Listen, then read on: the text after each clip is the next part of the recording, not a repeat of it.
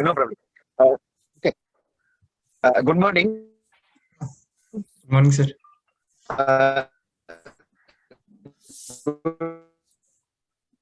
Good morning. Today we will have a word-centered discussion on burns injury. This is very important from theoretical point of view, and also Dr. will present and Dr. Kal moderate the session. Omkar,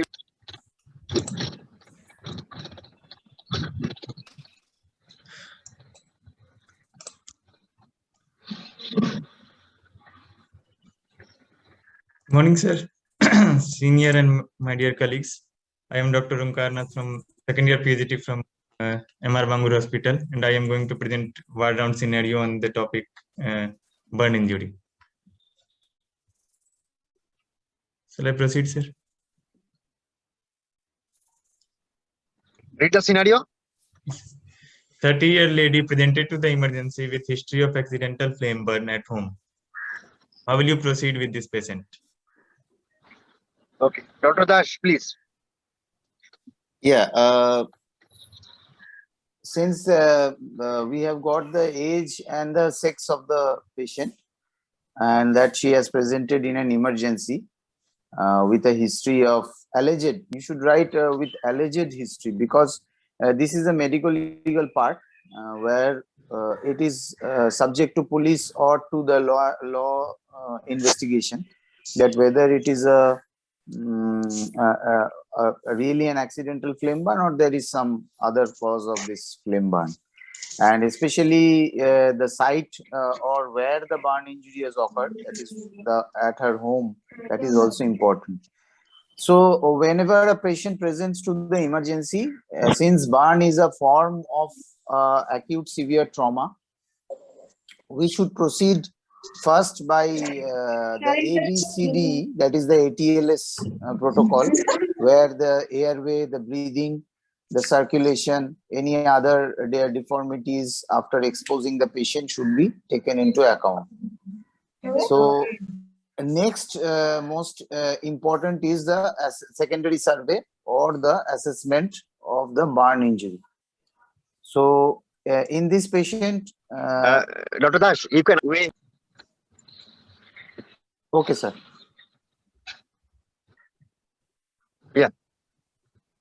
Yeah, so the next most important thing in this patient is to have a body weight, because this is the point where we all forget, because body weight has a direct it has a direct binding on the treatment of the patient. Can Dr. Nath tell that why body weight is important, especially in a burn victim? Sir, it is important for the deciding the amount of fluid that is required during the resuscitation. Right. So what resuscitation measures we take for burn patients? Sir, it is body weight, total burn surface area. Yes. So body weight and total burn surface area guides to the resuscitation volume or the IV fluid volume which the patient has. So in this case, we first have to assess the percentage area of the burn, since she is an adult. So in adult, in the emergency, we use rule of 9. The rule of 9 chart, which has been described, is used here. So the rule of 9 is dividing the body parts into various surface areas and deciding on the amount of burns present. So Dr. Nath, can you tell me what are the admission criteria for adult burns? Yes. If patient has a full thickness burn, and if patient has total burn surface area more than 15%, if there is burn associated with the other injury, Okay. if burn to the face and neck, if burn to the face, neck, extremities and perineum, Okay. electrical burn, chemical burn. So it depends on the scenario of the burns. As you have rightly said, the percentage is roughly more than 15%. So in theory, more than 20% burn surface area is known as major burns. So if it is more than 20% of the total body surface area, it is known as major burns because of the fluid shift which occurs. Because more than 20% burn in an adult, you have to resuscitate the patient because of the fluid shift. So in this case, what are the relevant history after you have assessed the burn surface area and you have started large bore IV cannula, a peripheral line, or an IV fluid? What IV fluid will you choose in the emergency? So ringer lactates. Yes, it is lactated ringer. And then suppose you have time, you have got the necessary amount of time after you have given some analgesics to take some history. What important history will you take? How will you proceed with the clinical history?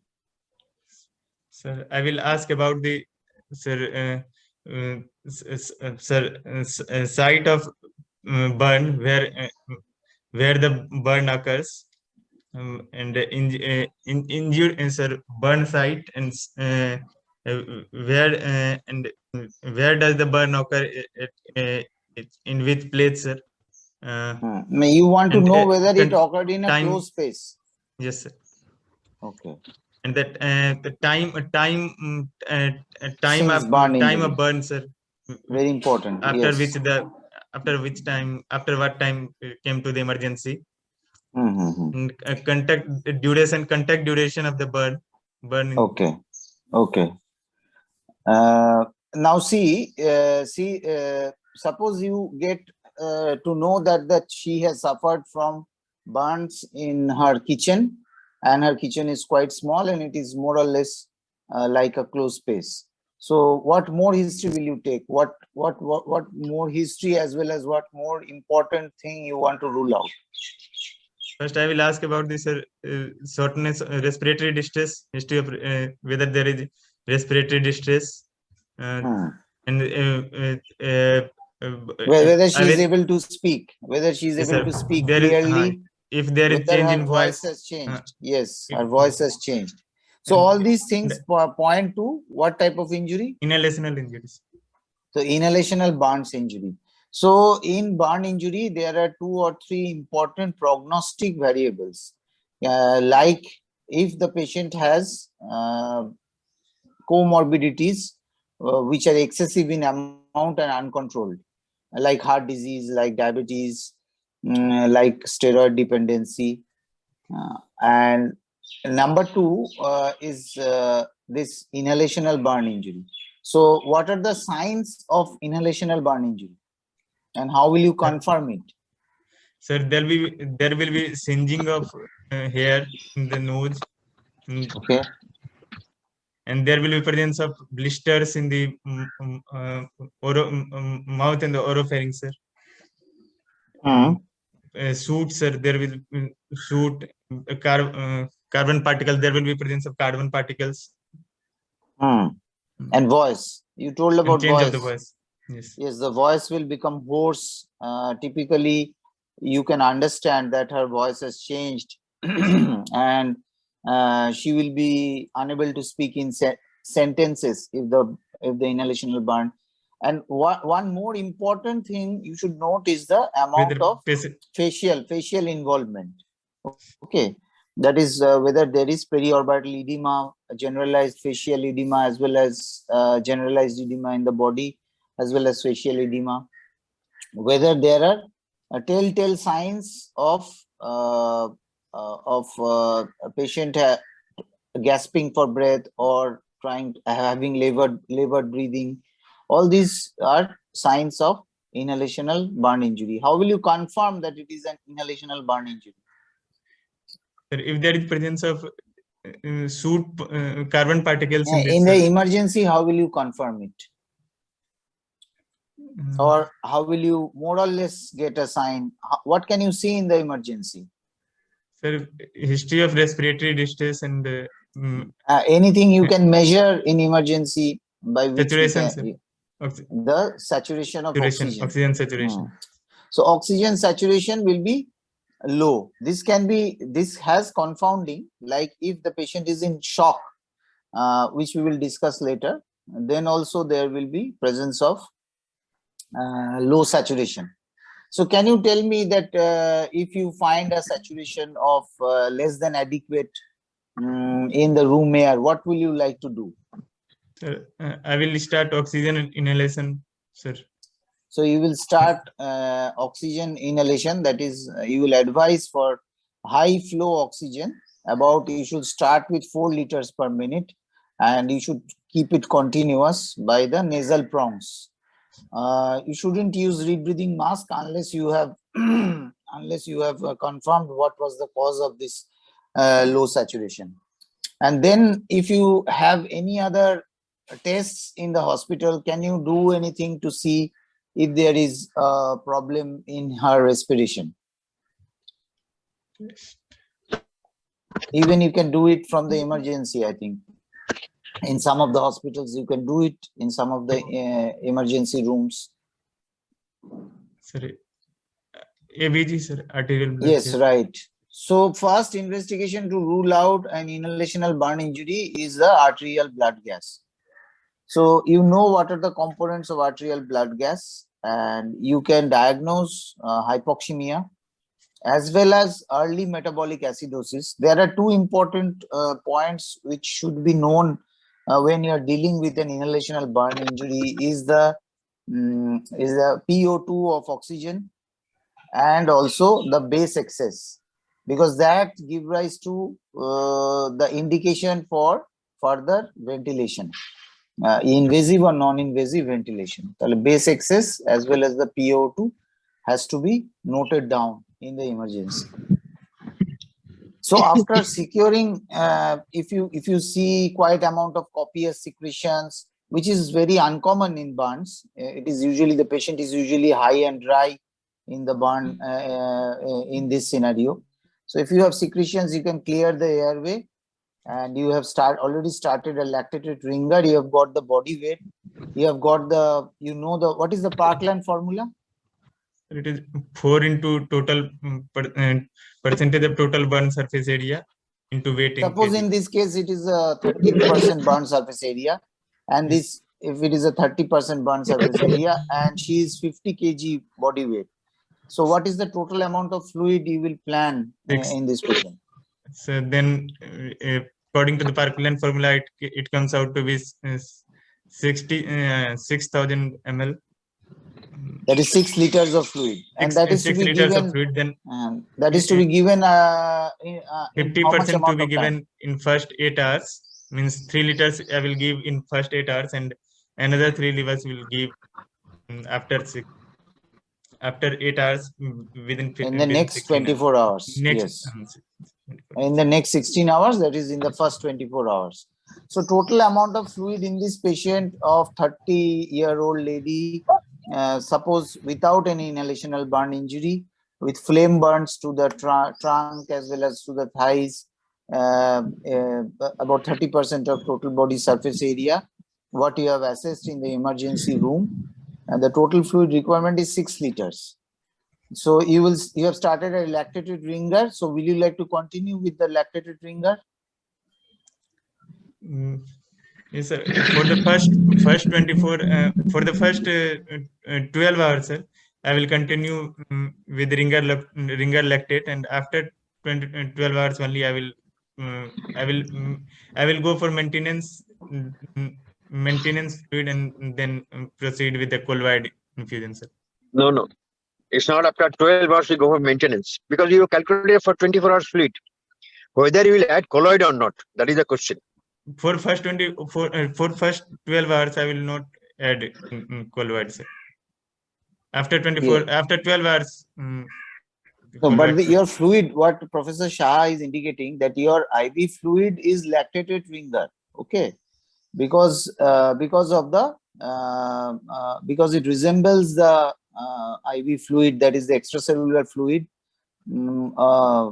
very closely. So that is the logic behind the lactated ringer, and it should continue for 24 hours. The first 24 hours, you do not need dextrose supplementation, especially if it is only in a child of 1 year age. You may need dextrose in the first 24 hours. But other than that, because the children have less glycogen reserve and they can be hypoglycemic if they are not feeding during these first 24 hours. Other than that, it is lactated ringer solution for first 24 hours. Then if you have started the IV fluid, so now how will you monitor your adequacy of resuscitation? Sir, by checking, sir, urine output, sir, it should be between 0.5 to 1 ml per kg, 0.5 to 1 ml per hour. Apart from urine but- output, we look for other parameters also. Other parameters? Sir, Urine output is obviously assessment, agreed. But apart from this, there are some other parameters. Sir, I will. Patient was in shock. Yes, sir. I will check, sir, with the pulse rate.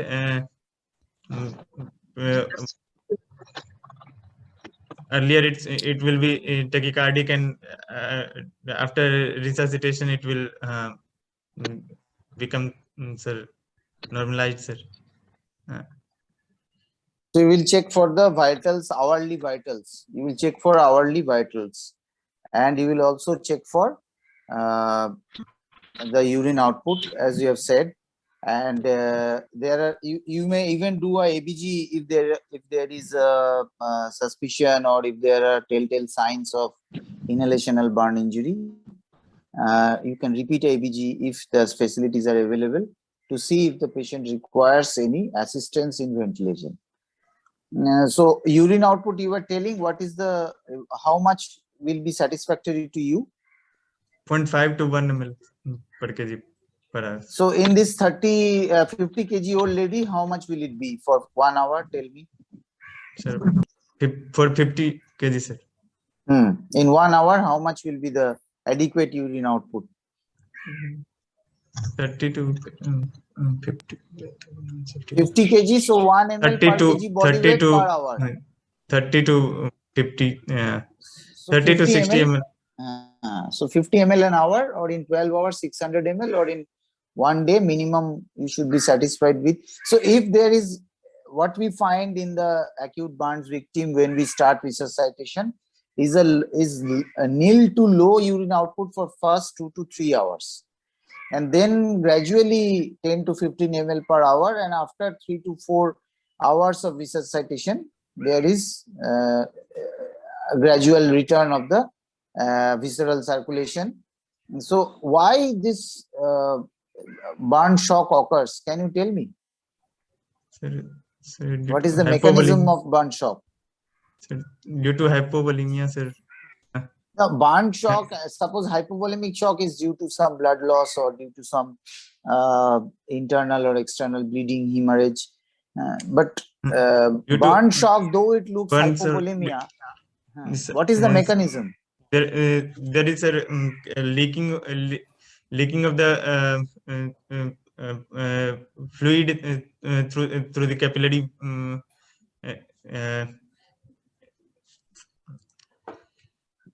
There is a leakage of fluid from the capillary bed, which leads to hypovolemia and hypoproteinemia. So the more important thing is that the capillaries, what you are trying to tell is the is the small diameter blood vessels like capillaries, they become leaky. So they become leaky due to certain circulating substance which is yet to be identified. So burn shock is a unique shock which resembles hypovolemia, because after the burn injury, after a severe burn injury, like we are discussing about 30% of body surface area according to the rule of 9, there are circulating proteins which gives rise to leaky capillaries. So because of the leaky capillaries, the intracellular fluid shifts into the intravascular fluids shifts into the extracellular space.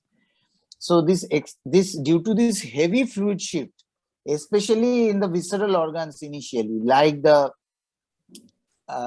mesentery, like the pleura, like lung, like kidney, there are heavy fluid shifts from intravascular to extracellular fluids. There are severe electrolyte shifts as well as high osmotic shifts. So this occurs because of the initial burn injury. There are certain other factors which also go into circulation, like the myocardial depressant factors. So this gives rise to low cardiac output also. This is one of also the reason why there is hypovolemia in a burn patient, which is still under investigation. And so mainly it is this fluid shift, and the capillaries remain leaky for 6 to 8 hours initially. And after 8 hours, the leaky capillaries begin to return back to its normal uninjured state. So in this case, because of this IV fluid shift, there is loss of intravascular volume, which gives rise to decreased perfusion. So the final, how do you define a shock? What is the definition of shock? It is a state of systemic low tissue perfusion that is inadequate for cellular respirations. Right. So the final step of all shock, whether it is a septic shock or a hypovolemic shock or a burn shock, is the reduced tissue perfusion. So because of this less intravascular volume, in this case, in the burns case, there is reduced tissue perfusion, and that is why we want to ensure adequate urine output by our resuscitation measures of giving crystalloids, namely the lactated ringers, in a burns victim for the first 24 hours. So if your urine output is low, is less than adequate, and it has been like this for last 2 hours, 3 hours, what can you do? So we can increase the amount of fluid resuscitating fluid, sir. Fast, speed up the resuscitating fluid amounts. Yes, so you will in 30 minutes, 20 to 30 minutes time, you will give the fluid challenge. That is, you will give more fluid at the rate of rapidly or push. You can push IV fluids by syringes so that it goes into circulation. Even you can start another IV wide bore IV cannula, just like we do when patients come in the emergency because of some other causes of shock. So after you have ensured this adequate urine output, what will you do next? How will you assess the burn injury? That you have known that it is the percentage of the burn injury. How will you assess the other? What are the other measures to assess the burn injury and prognosticate the patient? How will you assess the depth of burn? What are the various types of flame burns, or by the depth of the burn injury? How will you proceed with that? First, I will. Which burn injury gives rise to blisters? Superficial partial thickness burns. So the types, the first degree, second degree, third degree, or fourth degree, or you can describe it as superficial. Second degree, superficial second degree. One is superficial burns, like the kitchen burns, what we suffer from in kitchen, like contact burns with very brief time and also not very hot surface, or some oil spillage which happens while we try to cook for the first time. So these are all superficial burns. So what is superficial burns? Sir, how much depth does it go in the tissue? Up to the papillary dermis, sir. It goes up to the papillary dermis. Superficial burn is only epidermal burns. So only the epidermal burns is superficial burn, and it typically heals within 2 to 3 days. Okay. So more than that is the partial thickness band. Now, partial thickness band, what are the types of partial thickness bands?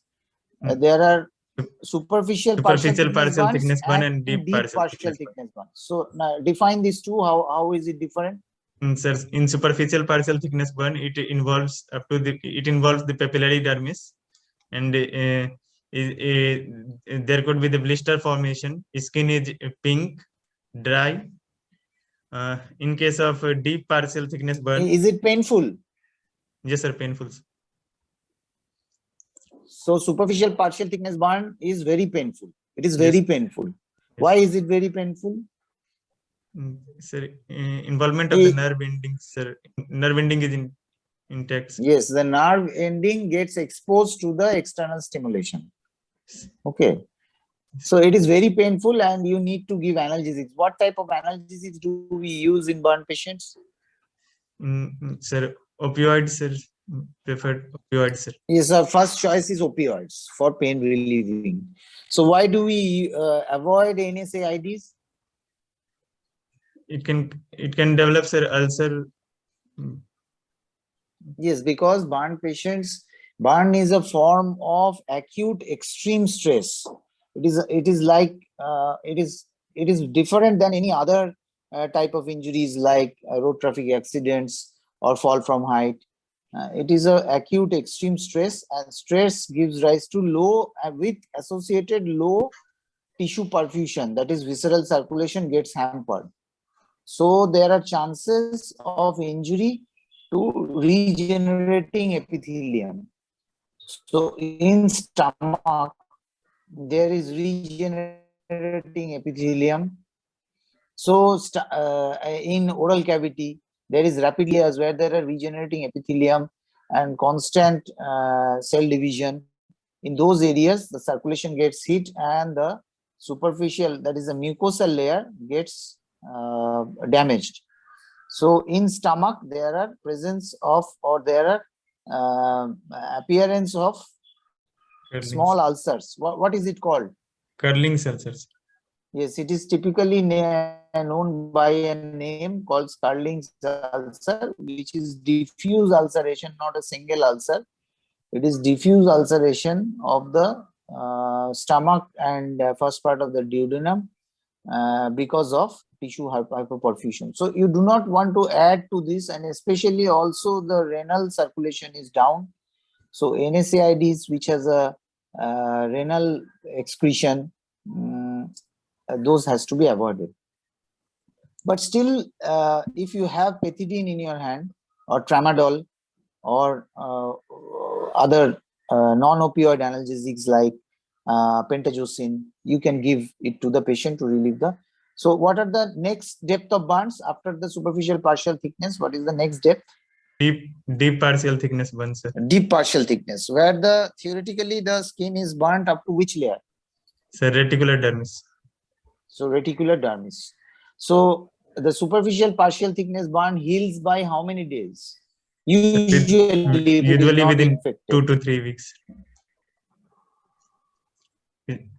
Usually it heals within second week, that is after 10 to 14 days. So deep partial thickness burns heals by how many days? 3 to 9 weeks, sir. And is there presence of blister in deep partial thickness burn? No, sir. So how much is the what will be the pain in the burn patient? How much pain will be if the pain majority will be less, sir. Pain will be less than the superficial Than the partial superficial thickness partial. burn. And what are deep dermal burns or 4th degree burns? Sir, 4th degree or 3rd degree? No, third degree is this.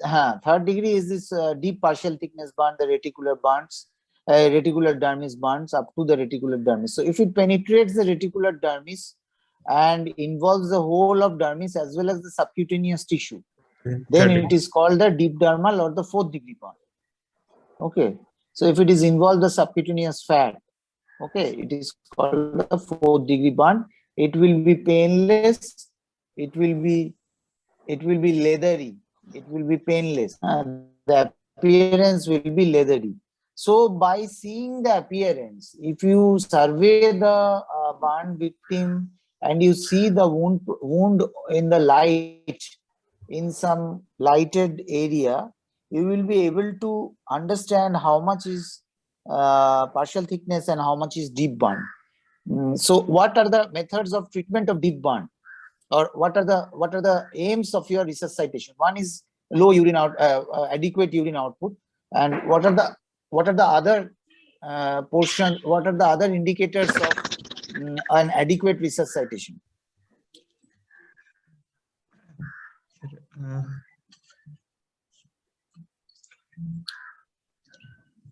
Pulmonary capillary. Yes, so your patients after the urine output, your ABG, this arterial blood gases will improve. There will be less acidic arterial blood gas. So what is the normal pH of human plasma?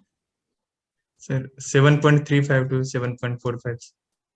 Yes, right. So any shift in pH will be negated, and there will be increase in the PaO2, and the blood pressure will stabilize.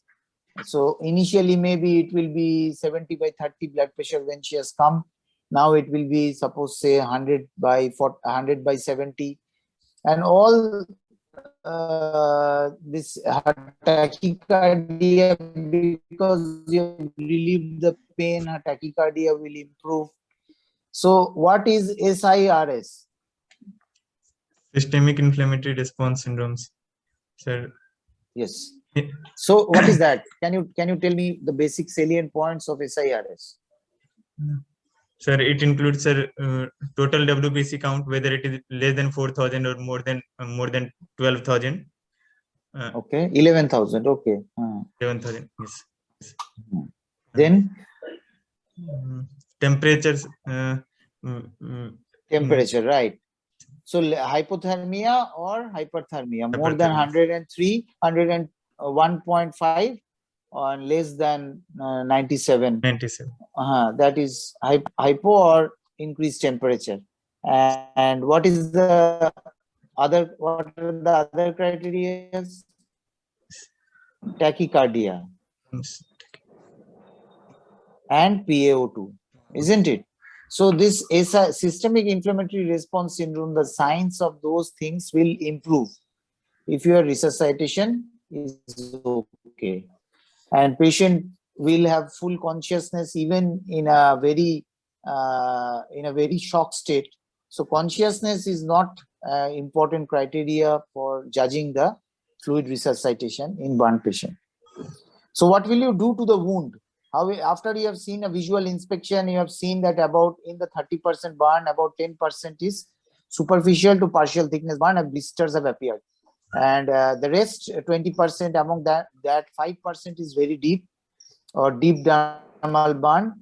By the appearance, it is apparent, though it is very difficult in the initial 2 to 3 days to judge accurately by clinical knowledge about the nature of the burn injury, whether it is deep or superficial, but still you can have an idea.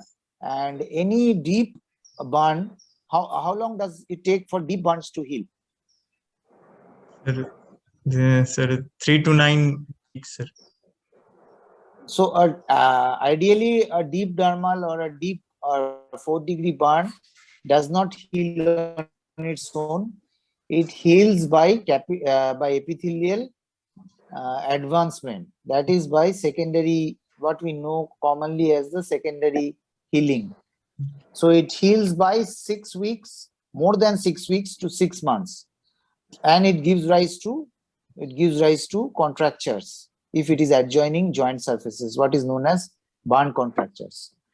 So any extremity burns like the upper limb or the lower limb, and any deep burns in the extremity, what is the important step, what you will advise for the patient in 2nd day, 3rd day, when the patient is you have started oral feeds, when patient is able to sit up, what advice will you give for the extremity burns? Start physiotherapy, sir. Continuous. Yes, you will start stretching, and you will ask patient to do active physiotherapy, the active range of motion, as well as you will ask your physiotherapist, if there is a burn physiotherapist, to do passive range of motion exercise of all major joints which are affected. Right. So apart from that, what more will you advise? Suppose it is a hand burn, like the dorsum of the hands as well as dorsum of the fingers, the wrist area. What will you advise? Passive stretching, and I will do regular dressing, sir. Dressing, we are coming later to the dressing. In this case, and additionally, if it is upper extremity burn, a splintage has to be advised. So limb elevation and splintage. Right, limb elevation and splintage to decrease the amount of edema which happens in the dependent extremities. So edema, this splintage, what is the position of splint in the, suppose say the right hand, the right wrist and the right hand? What is the position of splint? What will you advise? Limb should be in the state of extension, sir. Hyper extension. Limb should be hyper extended. No, suppose there are deep burns and patient is having both upper extremity involvement. So what is the typical posture? What can you describe the posture which the burn victim has? So the wrist is flexed. It is flexed. The wrist is flexed, and the MP joint is flexed, and the IP joints are flexed. So this is the position of ease, because it gives rise to maximum joint space. It gives rise to the maximum joint space in the small joints of the hand. So it accommodates large amount of IV fluid and gives rise to less pain in the patient. 0 to 10 degree extension, you have to put the IP joint in flexion. Okay, you have to put the IP joint in flexion. You have to put the thumb in abduction and extension. And you have to, you have to put the IP joint in MP joint in flexion and IP joints in extension, and the thumb in full extension and abduction. So how much will be the MP joint flexion? It should be 50 to 70 degrees. And the wrist, you can just have a little extension of 10 degrees. So this is typically the functional position or the intrinsic plus position of the hand, where the intrinsics are working. What are the intrinsic muscle of the hand? What are the name of the intrinsic muscle? Yes, lumbricals. Lumbricals. And introsci, palmar and dorsal introsci. Right, the interossei and the intrinsics. These are the very important muscles, and as because they are having close, they can be they have swelling. There is swelling, muscle swelling, and hence they will not act adequately. Hence they need to be put in splint. So, what are the different? Well, there are two terms which we will now come to. Just a moment. There are two terms which will, after assessing the depth of the burn, the one is the dressing. What sort of dressing do you recommend in this patient? Sir,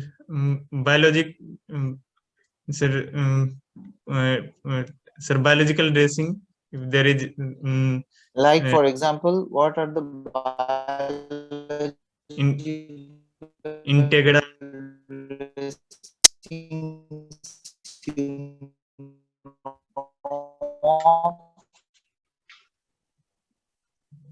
Sir, your voice is not clear.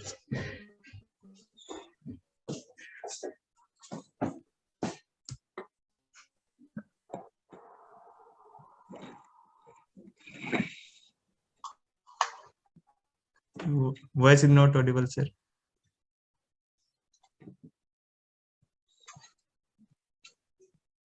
No, I don't think you should jump onto biological dressings. And more or less,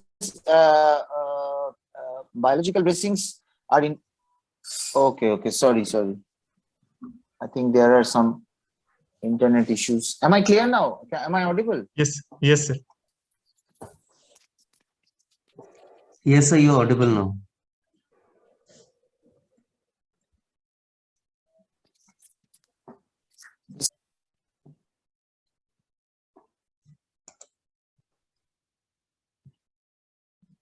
Hello.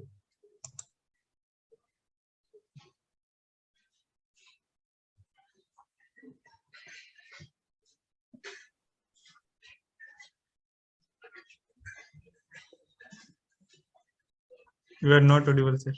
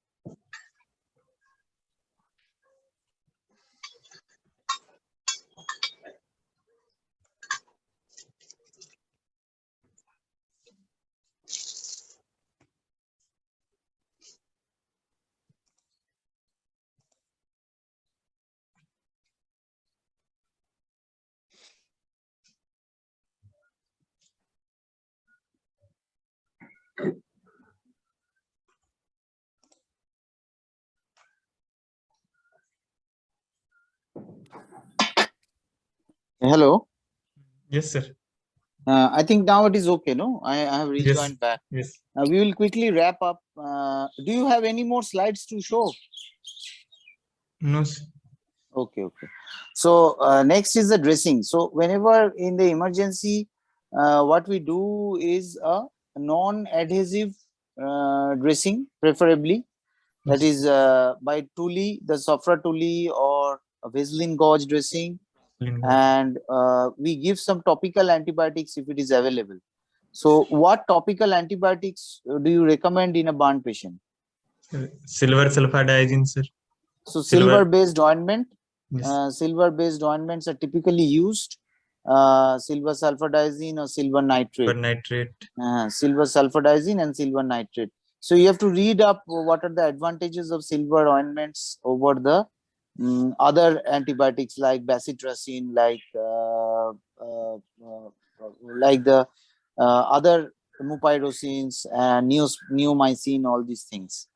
So typically silver dressing impregnated dressings are used initially.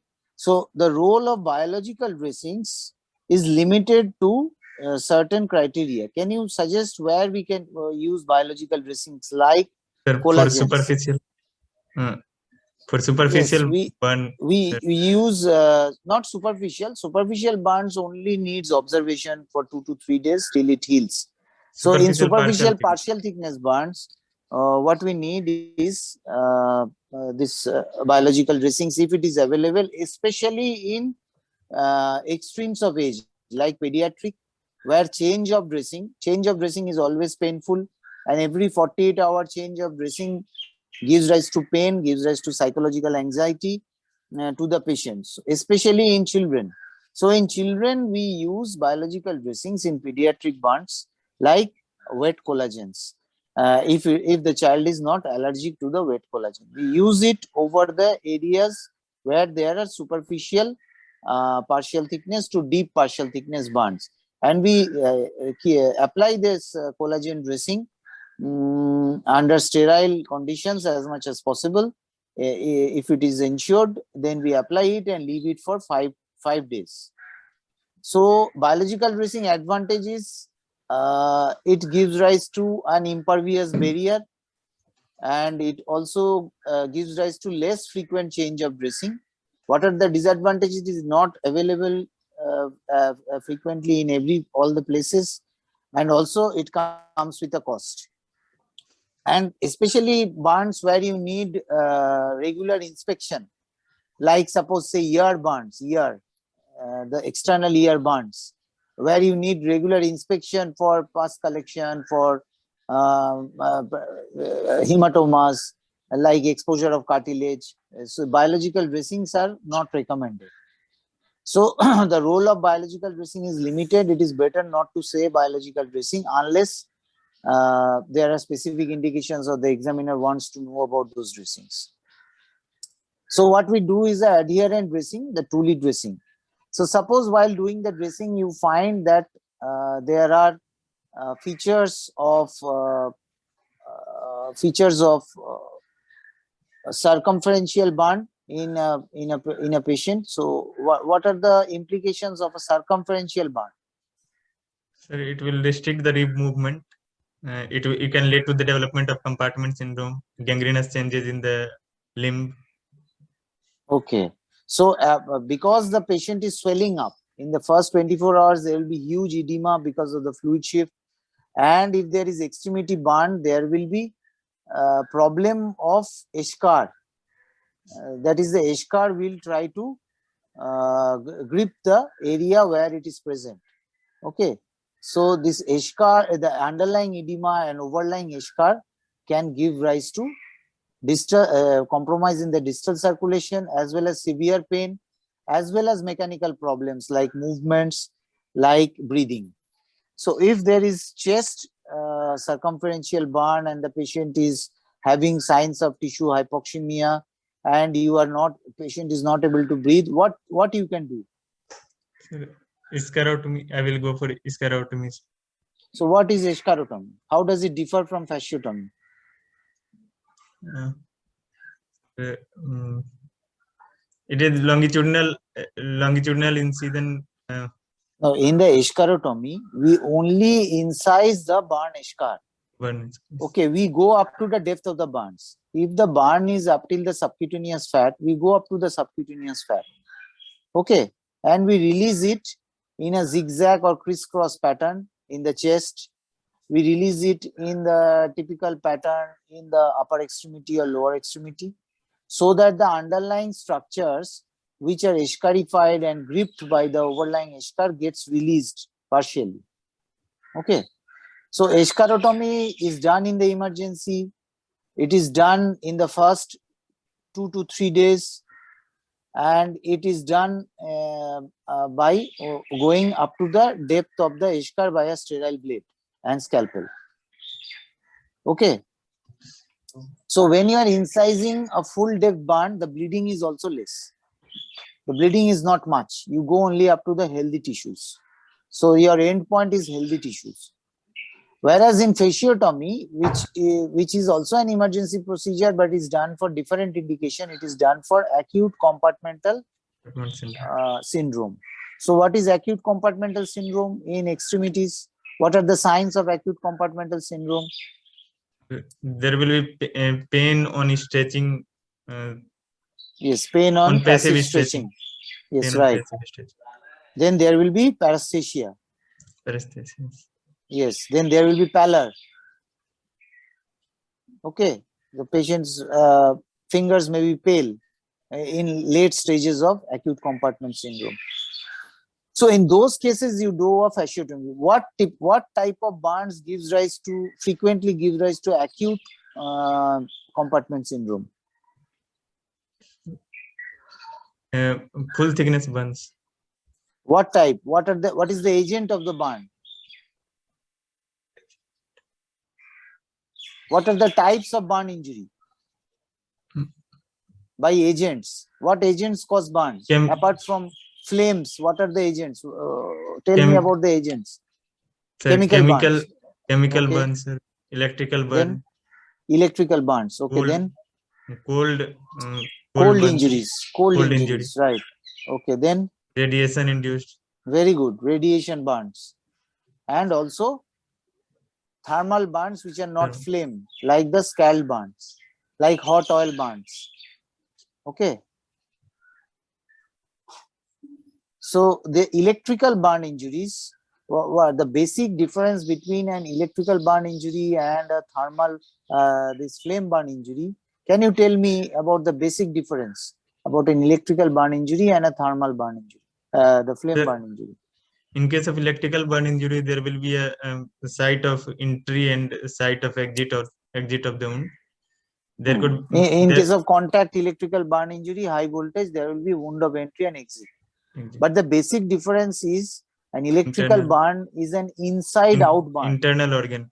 Yes, it is an Theory, sir. inside-out burn. The inside gets deeply burned, and gradually the outside also gets affected because our human body is insulated from outside. Okay, so electrical burns is inside out, flame burns is outside in. Do you get my point? Yes. So inside out burn, the inner tissue gets more damaged in electrical burn. The muscles, the bones, the nerves, the vessels gets more damaged. So the compartment chances of acute compartment syndrome is much higher in high voltage electric burns. So the requirement of eschatotomy is much more in high voltage electric burns. Okay. So quickly tell me, how will you manage this patient? What will be your advice in this burn patient? What we are discussing? What will be your advice on admission? Apart from the IV fluids, Sir, will you give antibiotics? Yes, sir. What antibiotics you will give? Sir, give mainly gram-positive coverage along with the. So you will give broad spectrum antibiotics. Broad spectrum. So what are the different kinds of antimicrobials? Sir, we can use, sir, what is bactericidal and bacteriostatic? So can you tell me some antibiotics which are bactericidal and some which are bacteriostatic? Bactericidal are, sir, aminoglycosides. Right, aminoglycosides. Penicillin, sir. Penicillin group. Amoxicillins. So in this case, we will use broad spectrum antibiotics, though it is not indicated. But why do we use antibiotics in first 24 hours or 48 hours? For prophylaxis. Especially if patient is requiring IV fluid resuscitation more than what is indicated in Parkland formula. Okay. If patient is having inhalational burn injury, if patient is having burn injuries which are in special areas like face, like scalp, like hand, extremities, fingers, in those cases we start antimicrobials. So what should be the general guide of our antimicrobials? Initially it should be broad spectrum antibiotics, gram-positive coverage, and as the time progresses we will be sending wound swabs on 48 hours, then at 7 days, then every week twice we should send wound swab, and we should have an antibiogram. What is antibiogram? We will look for the sensitivity of the drug. Like we will what are the common organisms which are found in burn centers? The burn center organisms commonly Staphylococci, Streptococci, Pseudomonas. Yes, Pseudomonas, Enterobacteriaceae, and Staphylococci. Yes. Though there are in patients who are staying for more than 2 to 3 weeks, fungal infections also become important, and antifungals are also given. But apart from antimicrobials, IV fluid, analgesics, what are the other drugs you will give?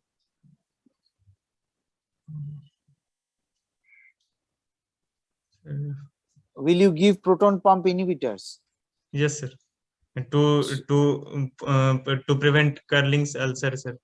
Yes, so you will give twice daily proton pump inhibitors. So there are certain agents which are coming up now. Those are the multivitamins which are started from day one, as well as ascorbic acid, vitamin C, which are started from day one. Okay, because it is an oxidative stress. Burn injury is an oxidative stress, and the antioxidants in the body are used up in high amounts, and there is lactic acidosis. So all these things are prevented by providing vitamin C, ascorbic acid, which is a antioxidant Also, you can give multivitamins along with this, and analgesia, adequate analgesia for first 24 to 48 hours and before dressing changes. So what is Jackson's model? Do you know of Jackson's model of burn wound?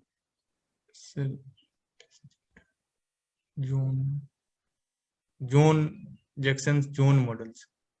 Yes, Jackson's zone. Can you tell me Zone of what is? zone of coagulation, zone of stasis, and zone of hyperemia. Very good. So that is the Jackson's model. Why is it important? Because if you have a poor resuscitation, if you are not adequately resuscitating the patient, the zone of coagulation can extend. Yes. And zone of coagulation, which is the dead zone, which is in the center, can extend. And if it extends, partial thickness burn can change to deep burns or deep burns. partial thickness burns, and giving rise to more burn wounds, more chances of local sepsis, and later on systemic sepsis. Okay. Yes. So our resuscitation limits this zone of coagulation from the Jackson's model. So what are the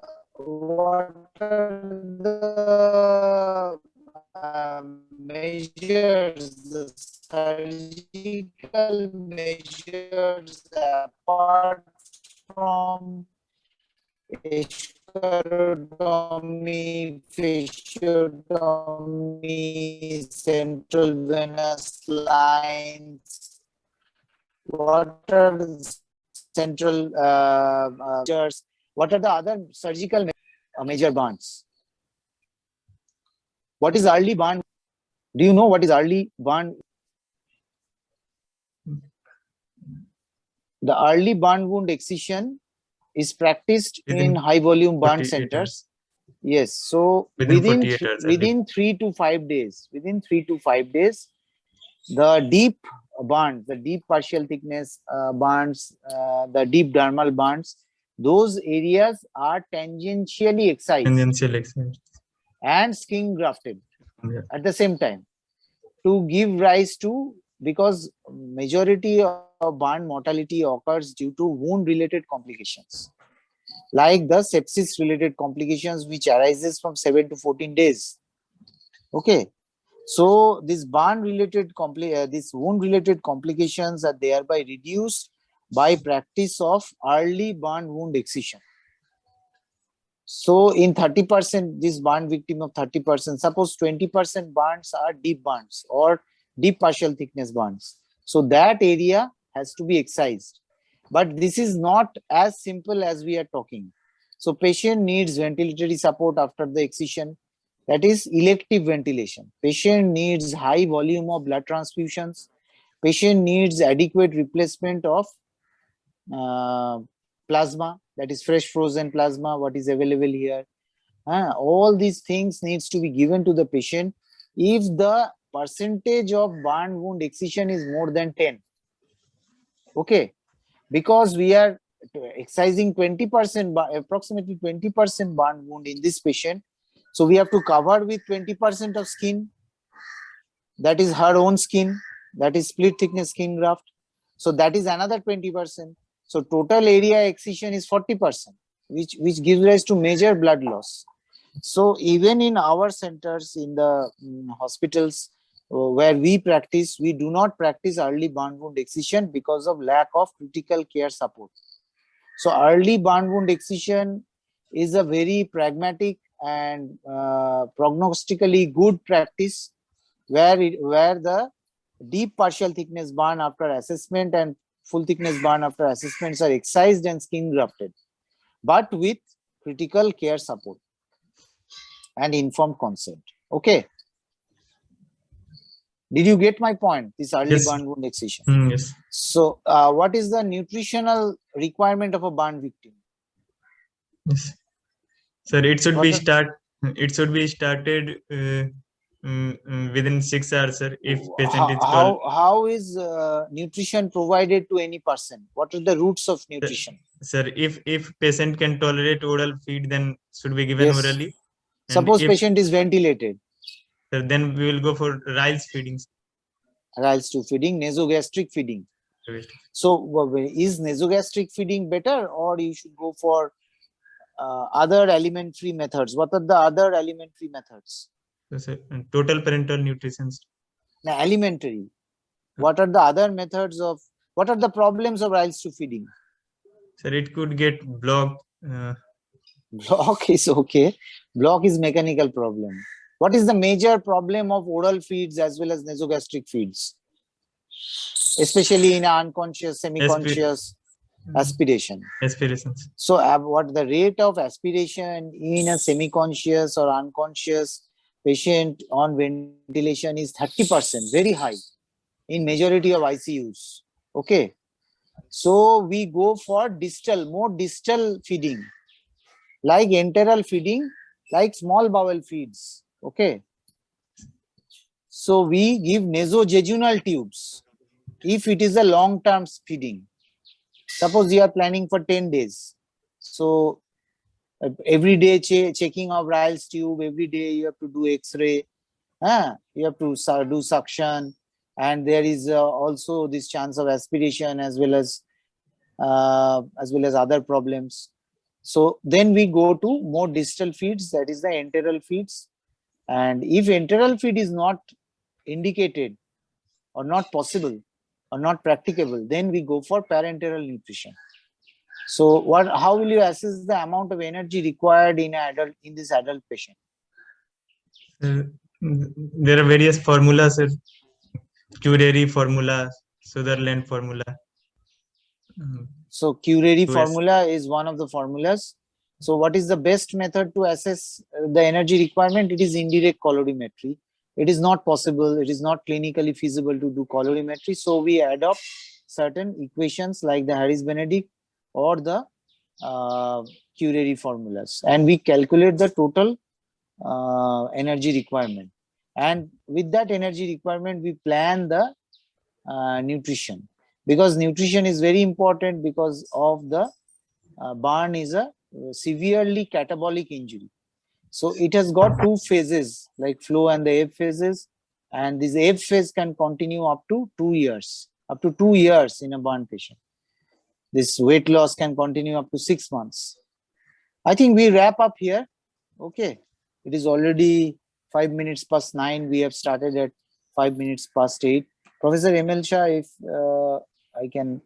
I think he has left, so we can wrap up here. And yes, sir, he is traveling, so I think he's not getting a good connection. Okay. So we wrap up here. I think you have got certain points of how to treat an acute burns victim. This is a scenario. What we discussed is an acute burns victim today. So if you have any queries, you have my number. You can just ask me through WhatsApp or something, and then we can discuss further. Okay, I think you have read well. I think the general surgery textbooks like the Sabiston or the Schwartz's textbook or the Love and Bailey, they have this burn chapters, the acute burn chapter. And if you read up that, then it is quite adequate. You can write theory questions like how to resuscitate a burn, what we didn't discuss, what was above the scope of discussion, outside the scope of discussion, is the inhalational burn injury, because inhalational burn injury is a very important topic, and inhalational burns has to be documented, and it has to be treated adequately. So this inhalational burn you can read up from some plastic surgery textbooks, like there are certain textbooks which you can get in the internet, certain chapters. You can read up all those inhalational burns separately. Okay. Thank you. Thank you, sir. Thank you, sir. Take care.